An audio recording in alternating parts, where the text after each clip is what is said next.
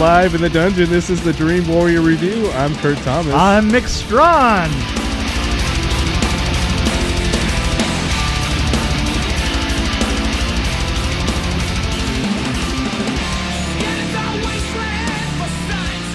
We should have done this one for Mother's Day. Which, by the way, we didn't do one for Father's Day. We didn't? I felt empty because last year we did Mother's Day, Father's Day. We even had theme songs for Mother's Day and Father's Day. It's been busy time, you know. I know. We've been really busy. So, I Am Mother. It's on Netflix. Yeah. A teenage girl is raised underground by a kindly robot mother designed to repopulate the Earth following the extinction of mankind. But the unique bond is threatened when an inexplicable stranger arrives with alarming news. And I'm really distracted by the picture of the clown over there. Yeah, it is. Those eyes are still following me. So anyway, I'm reading that straight off IMDb. So. Obviously.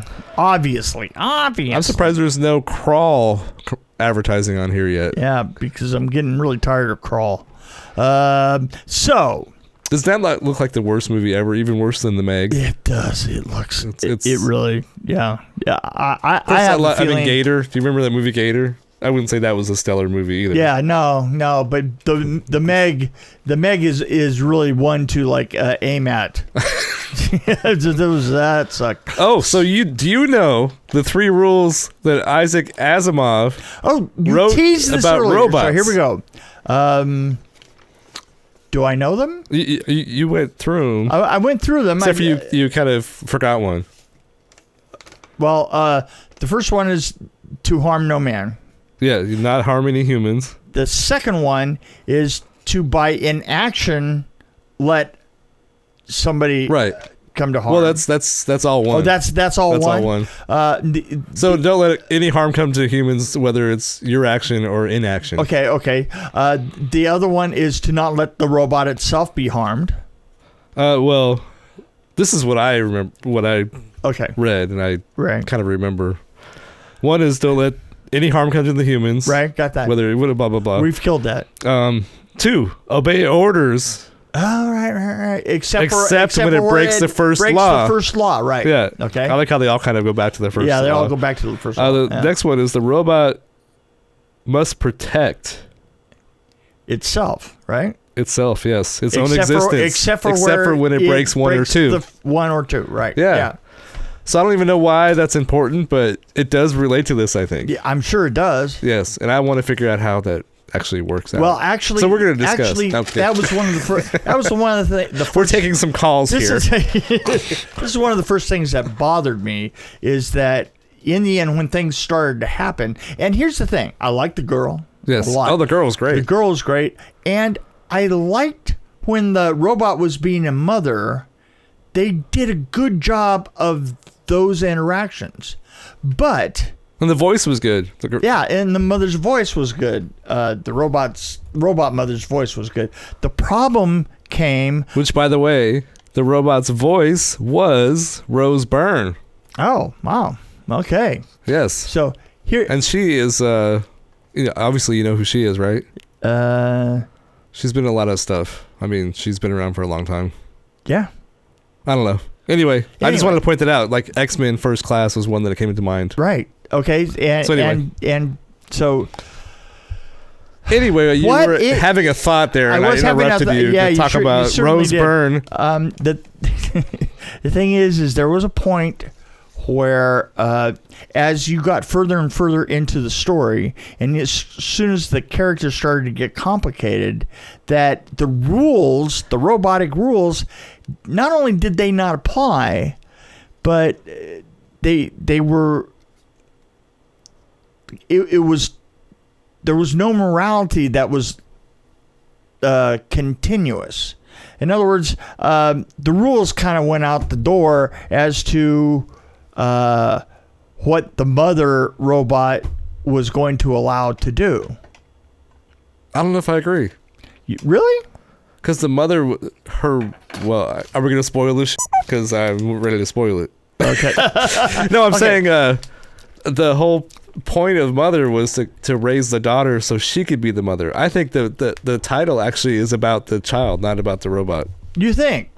Yeah, because it's like she was raising her to be morally, ethical. Right. And so she'd gone through a few different tries until this one worked out. And I think that was when the original daughter came to visit. Well, which is not what I'm totally ruining everything right now. But yeah, you are. But it's not that you do. It's not something that you do beginning as a mother. Is you take what you got and you work with it.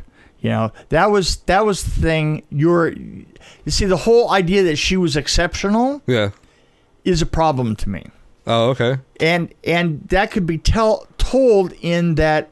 Well, the first one didn't work out. That's why she was outside. Several of them didn't work out, though. Yeah. That's the thing is there were abortions also. Yeah, right. Well, the one I didn't understand was at the end where she was saying, do you know who your mother is? That's obviously makes sense. Yeah. But why was she still alive? Is what a question I had. Yeah, they kind of looked like they were going to take care of that, which. Right, which I was didn't her. Understand. Yeah, which I didn't understand. So I guess I kind of get your point there, but yeah, this is a movie you can't talk about without kind of spoiling. Yeah, it. and it is kind of confusing. I like the girl quite a bit. I didn't think that it held together for 2 hours, which it was just shy of 2 hours long. I felt like it was actually pretty good. I would say this is one of the better science fictions that we've seen from Netflix. Yeah, it was not terrible. Right. I will say that. I don't like the way the robots looked, and I had a computer. It was an Apple G5 or whatever it was. Did a better job of that looked like the head. Right. Well, there was another thing though. Is like when you got outside in the fog and outside it was really bad. The outside was very bad optics, man. When when you came onto the beach sequence, it was like. Did you not think? And the nightclub was terrible. There was something that I was thinking about when they were outside. Yeah. It's like maybe Mother.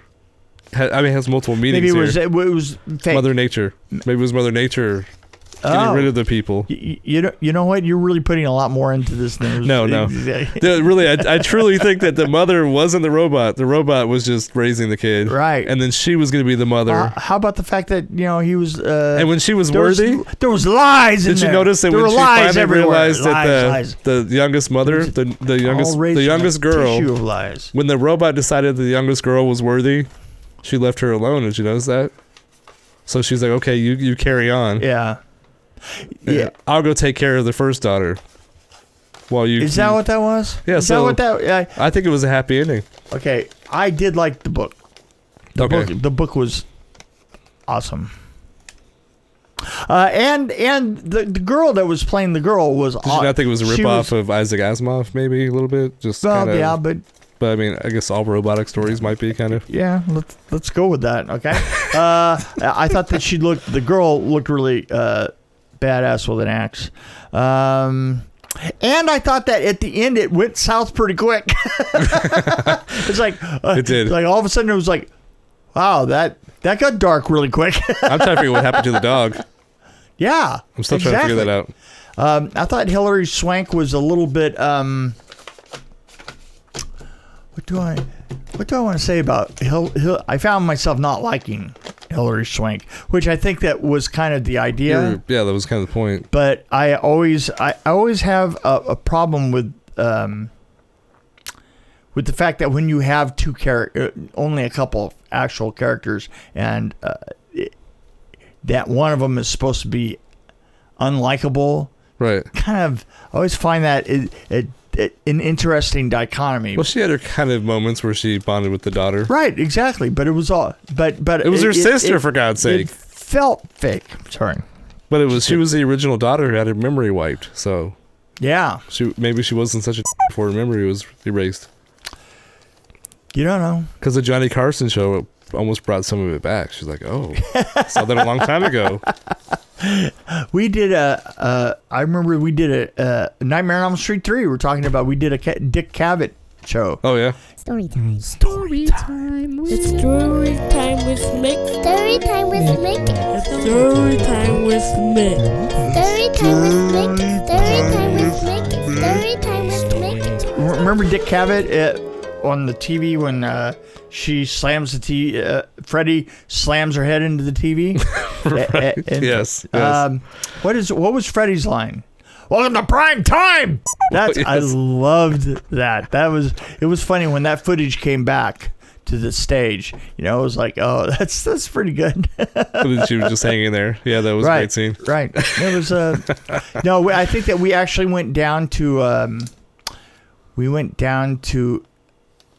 kind of a talk show set that was already set up in town for actually some running talk show and recorded it all right there.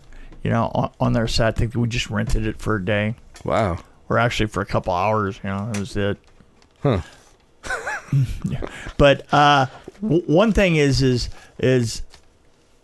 somewhere out there, I'm sure, and it's probably been destroyed, but you know, there was Robert was running through a bunch of different lines for that. Welcome to Primetime Bitch was just one of the multiple lines that he did. Did he come up with a lot of them? Yeah. Oh yeah, he came up with. Seems like the kind of guy that would. Yeah, he came up. Oh yeah, no, he's sharp. That guy's sharp as a tack. He really is. Yes. I mean, you know, I bow before his intellect. You know, some people who work as actors, you know, he actually finds out things, which I really appreciate. And he talks. My God, he talks. Oh, that guy can talk. It's amazing. You know, he just. Well, but you know, when you were doing your book, that was really fascinated by the interview. Right. Yeah. But you know, when you were interviewing him. Yeah, and the part that he talked about how he collects his energy by talking. Yeah. I thought that was really interesting because you can definitely see then in noticing him in having been with him as many times as I was. Noticing that he clamped on to people and that he talked to them and kept himself going because he was in that mask, you know, like 16 to 20 hours a day every time he put her on, you know, because 3 hours to get her on. And then, so I think that, I think it's just really interesting.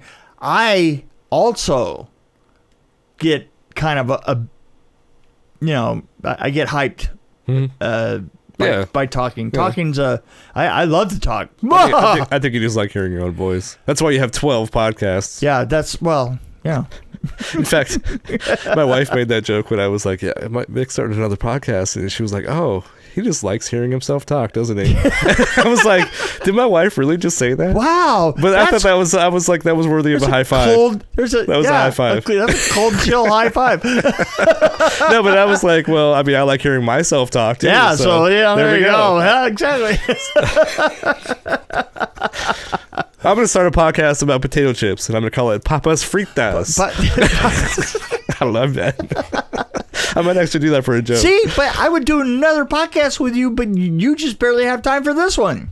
Are you a potato chip fan? Because I'm a connoisseur of potato chips. Are you? Yeah. There's a lot of potato. There's a lot of different potato chips. When I lived in Florida, I had a couple coworkers. Ladies and gentlemen, children of all ages, we are here, we are here, we are here. Storytime with her. So we started a little potato chip club, and we would actually bring in potato chips once in a while and share them and discuss them. Do you have a lot of foreign ones? And I was the beer expert. I was like, this beer would go with this. And my friend. Oh, so it's a pairing. Yeah. So you're a pairing expert. Or more of a discussion. Because, you know, one friend, Christy, would be like, I like this chip by itself. She was the kind of by itself girl. Oh, okay. I was the beer pairing chip, you know, beer and chip pairing guy. Right. And then Bruce.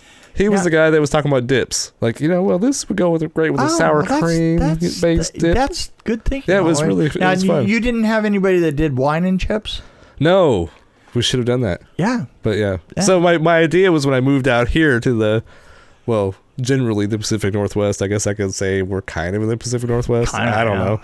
But I was going to start my own chapter of the chip club. We're Pacific Northwest adjacent. I was going to start the adjacent. chapter. I got adjacent. We're like in a desert. It's like there's not really any good chips here. So yeah, no, that's true. Not really. That's true. Oh, yeah, no. Maybe tortilla chips. There's some good tortilla chips, but that's about it. Ramona's is the only good one here. So yeah. It's really sad. Speaking of potato chips. Speaking there's of chips, a scene where they were eating something that looked like a potato chip, but it wasn't. What was it? It was something they had that they dehydrated or rehydrated, I should say, rehydrated. Ew. I don't know. I was wondering about the one question I had was why did she just do one at a time? That's a good question. Because it was a huge place. Yeah, well, it's lazy robot. That's what that is. I don't know. There's a lot. I had a lot of problems with that kind of things. Yeah. It was a really big place too, because there was a couple scenes where the robot's running, and I'm like, wonder what, how long is this robot gonna run? I was wondering to myself, what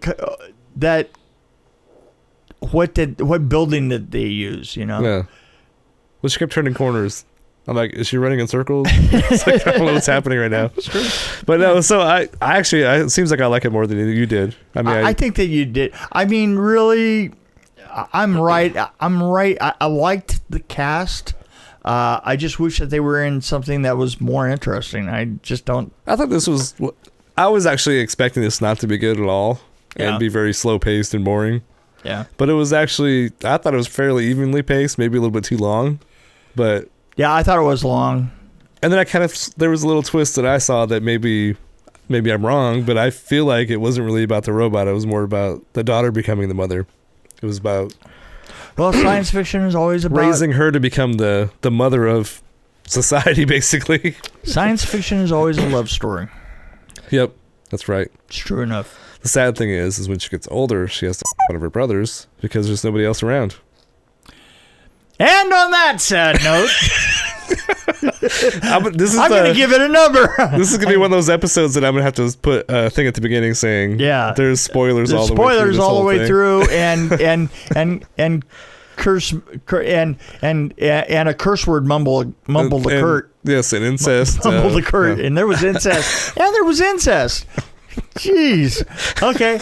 You know what? I'm gonna drop this sucker down into the 2.3. Wow. I'm only that high because I like the cast. We should do some movie math here. So, okay, let's if I'm going to say this is an average movie, which I kind of feel like it is. That's 2.5. 2.5 right there. Right. You were at 2.3. Yeah. I would give it more because I like the story. Actually, I like how they work the story. Mm-hmm. Even though it's been told 100,000 times before. Right. But at least it had a couple nice twists in it. I like the main girl. So that brings up to about maybe a 3. If I'm feeling really good, 3. Really? And then I drop it down for some of the outside shots, the effects, the way the robots looked, and they all turned at the same time. I don't know. I was like, there was one scene where they had like the laser thing, and when you got outside and the fog was really pretty. It was pretty interesting. Cornfields were okay though. Well, that was interesting. Yeah, that was corn. Hilary Swank, I kind of agree. She was not really likable, even though she was supposed to be somewhat likable to the daughter. Blah blah blah. That brings it down. Okay. So I think I'm falling at about a 2.6. Wow. Just slightly above average. We're not that far apart each other. Yeah, because You know what? You and me, we're like brothers. We're not that far apart. Actually, I'm so far apart from my brother, I can't even tell you. This guy's such a dick.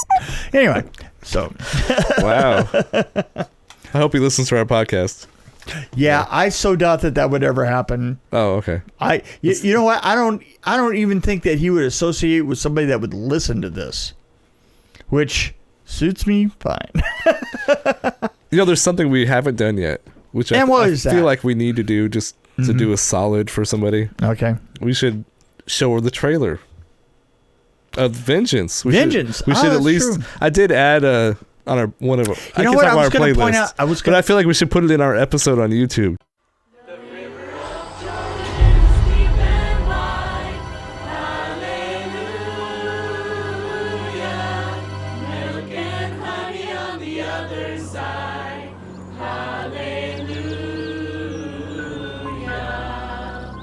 Everyone would like you to meet Angelica Jarvis. My dad is missing. He thinks Jason is back, and he's probably gone after him again. But what about the rumors? What about the rumors that there's a homicide investigation? Rumors? I don't deal in rumors, kid. But what about Jason? Dad left you a note on the table.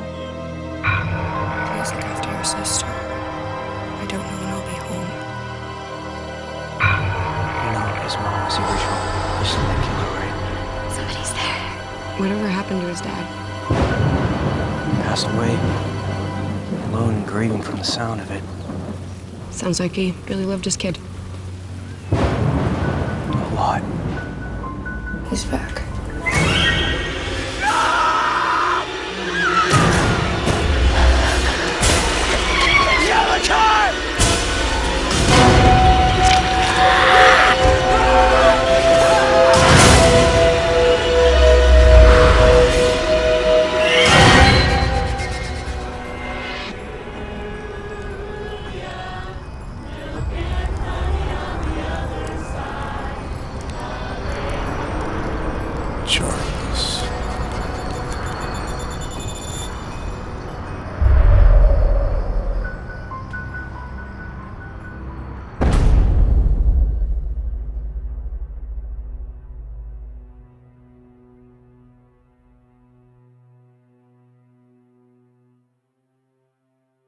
I was going to point something out about the trailer. Yes. There's a shot that's supposed to be in the 50s. And there's and here's the thing. I think I know what shot you're talking about. You can't be everywhere at once. And I went home to do the call sheets for the next day at the very end of the day, and they shot the second incarnation of the cabin, which was supposed to be back in sometimes in the 50s, right? And there was a murder, but as they come up to the top of the stairs, which is a copy of the existing original script, there's a ladder there, 2 foot, like one of those little 2 foot 30-inch like ladders, and it was aluminum. And here's the thing. We had all these people on that set that were so young that they wouldn't have known that an aluminum ladder didn't really exist back then. So it still bothers me to this day. But otherwise, it's an incredible. Yeah, I know. That's really picky and stupid. But you know what? I'm a picky, stupid human being. And I'm not very nice. It did have a 2000s yellow label on the side of it. That's awesome. Oh, and that scene. Yeah. I know exactly what we're talking about here. There was a scene. So this is, I don't know if I should tell this story because it kind of makes people look bad. Who? What? I feel like, I don't know if I should say this. Oh, wait. Well, I can't rag on the film. Maybe you rag on the film. There was we were shooting this, and I was standing outside looking over Jeremy's shoulder, like, oh, okay, this is interesting. And then I see this box in the background. Oh, and it has Home Depot right across it, and it's upside down. And I'm like, well, yeah, do we want to do something about that box? It's like that makes it so you don't know what it is, though. And somebody, I won't mention her name, said we could fix that in post. And my response was, we can fix that right now. Right in like now, 2 seconds. in 2 seconds, if I turn the box. So I went in and I saw Jason standing there. And I'm like, hey, Jason, logo, can we? And so he just put a blanket over it. Problem was solved. Right? Yeah. We can fix that in post. So I'm being kind of vague about the story. That's ridiculous. I'm being vague about the story, and I don't want to call out people's names, but you know, that used to be a joke on set. We could fix it in post. Fix it in post. We'll fix it in post. That was a joke. Yes. That was, and you know why? Used to be you couldn't fix things in post. Right. I mean, the best you could do is like edit around it, and you know, ugh. Didn't you fix it in post by doing reshoots? Yes. That's basically. So anyway, that was that was an interesting night. Exactly. Yeah. Well, they were all interesting nights. Yes. And it was a great crew. It was a great it was a hell of a lot of fun. And I was expecting myself to get like, oh, good job, you caught that. But you know what? You were just a whiny bitch. I know. You are just a whiny little bitch. I'm kind of be consistent here.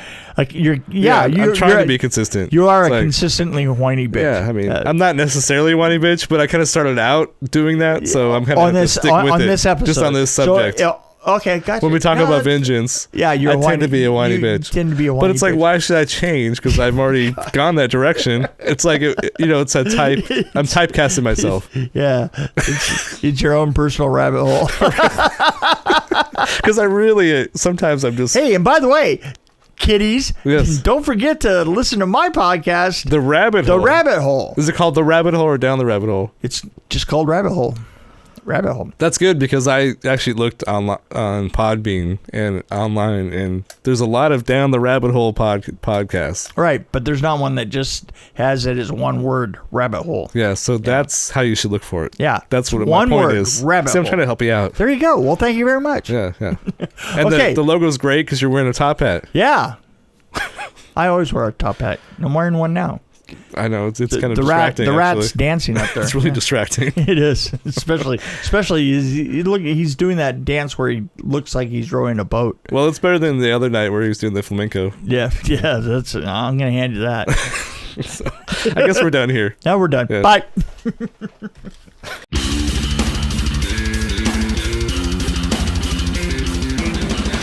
Thanks for joining us on the Dream Warrior Review podcast. Don't forget to tell your friends about us, follow us, and, of course, like us. We can be found on Podbean, which is an amazing app, YouTube, Stitcher, Alexa on any pod, iTunes, Google Play. We're on Twitter as well, at DW Review, and, of course, Facebook. You can find us there.